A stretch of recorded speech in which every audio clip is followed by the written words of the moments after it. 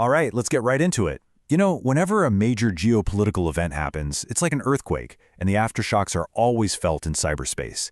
Today, we're doing a deep dive into the cyber threats coming out of Iran, which have really ramped up after a specific military operation put their state and proxy hackers on high alert. Now, just so we're all on the same page, this entire briefing is based on a fantastic intelligence report from the security firm ShieldWorks. It's from their analysis published on March 3, 2026. We're taking their in-depth research and breaking it down for you.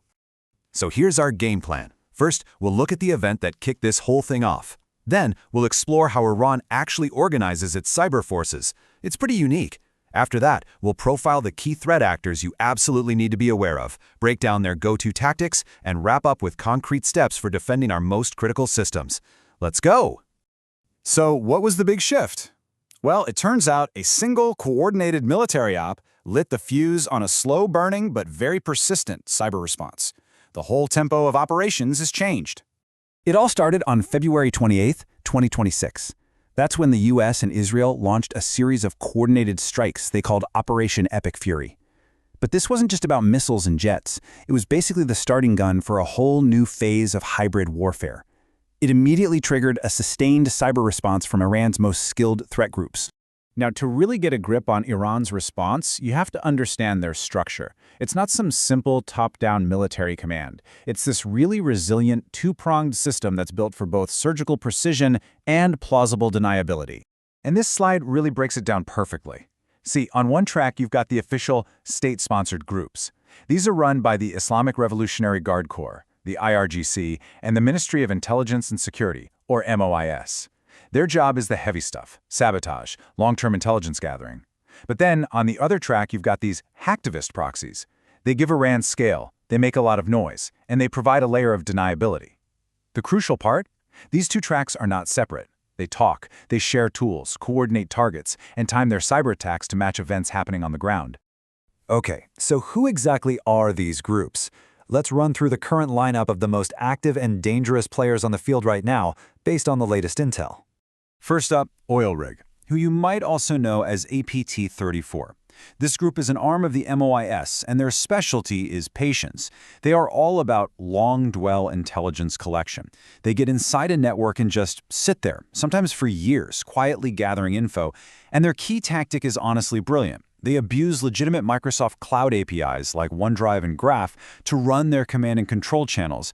This is so sneaky because their malicious traffic just blends in with everyday, normal business activity. It's incredibly hard to spot. Next, we have Muddy Water. They're also linked to the MOS, and right now, they are the most active group out there in this crisis. Their whole philosophy is to blend in. They use a technique we call living off the land, which basically means using tools that are already on your system. They then mix that with legitimate IT software, like the remote management tools Simple Help and Atera. They even have a backdoor called ACLIP that uses the Slack API to phone home. They are literally weaponizing the tools your own IT department trusts. Then there's APT-42, also known as Charming Kitten. This is an IRGC group, and they are masters of human intelligence. These guys don't just send a generic phishing email and hope for the best. No. They play the long game. They'll spend months, even years, building trust and cultivating real relationships with their targets. Think journalists, academics, policy experts, before they ever try a technical hack. It's espionage that's deeply personal and incredibly patient. All right, now we get to a group that shows the direct threat to our physical world, Cyber Avengers. These are operational technology specialists. They go after the industrial control systems that run things like our power grid and water supplies.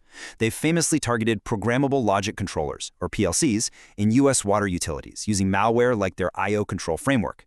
But here's the really scary part. They're now using GPT models to find new PLC vulnerabilities faster. They're using AI to accelerate attacks on critical infrastructure. That's a huge deal. And finally, let's talk about Cotton Sandstorm. You can think of them as the IRGC's Rapid Response Unit. They are not about stealth. They are all about speed and psychological impact. Their playbook is a blunt instrument. They'll hit a target with DDoS attacks, deface their website, steal some data, and then maybe drop an info stealer like Wesrat or the Whitelock ransomware, all to cause as much chaos as possible in a very short time. Okay, so we've met the players. Now let's open up their playbook. How exactly are they breaking in, and what are they doing once they're on the inside? Getting that first foothold is everything, right? And these groups have a whole menu of options. You've got your highly targeted spear phishing campaigns from groups like APT42 and Muddy Water. They're also constantly scanning for and exploiting unpatched VPNs and other devices on the edge of your network. And of course, there's that long con social engineering, often on professional networks, to build trust before dropping the payload. But once they're in, they have to stay hidden. That's where persistence comes in. Like we saw with OilRig, using legitimate cloud services for their command and control is a favorite tactic because it just dissolves into the noise of normal network traffic. Muddy Water loves to abuse those commercial RMM tools. Others will drop web shells on a server to give themselves a permanent backdoor, or use techniques like DNS tunneling to sneak data out right under your nose. And all of this leads to the most important question: what can we do about it?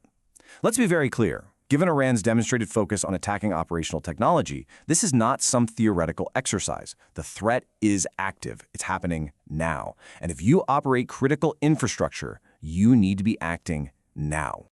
So, what should you be doing right this minute? Here are 5 immediate actions. 1. Audit and patch every single thing you have that faces the internet. No exceptions.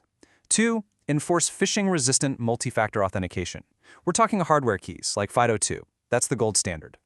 3. Lock down your remote management tools. Review who has access and why. If you don't need it, block it.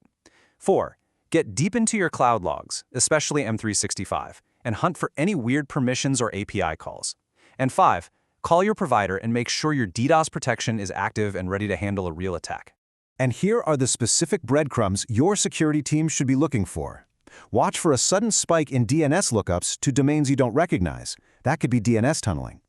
Keep an eye on any strange or encoded PowerShell commands. Look for unexpected outbound connections to cloud services like OneDrive.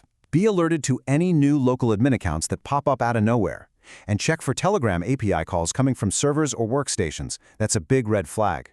And finally, and this is a critical one, look for any deletion of volume shadow copies, especially at odd hours. That can be a telltale sign that a destructive wiper attack is imminent. So, after looking at this whole complex web of state actors, proxies, and advanced TTPs, what's the one thing you really need to take away from all this? I think it's this quote, right from the ShieldWorks report. It says, Iran frequently exaggerates the impact of its cyber attacks for psychological effect, but that should not deter you from elevating your security levels. And that's the key. They often use propaganda to seem bigger and badder than they are, but don't let the psychological game make you complacent. The threat is absolutely real, their capabilities are proven, and their intent is clear. You have to take it seriously. Look, keeping up with these evolving threats is a full-time job, and sharing this kind of intelligence is crucial for all of us. If you found this breakdown valuable, please hit the like and subscribe buttons. It really does help us continue to make these deep dives possible. Thanks so much for watching.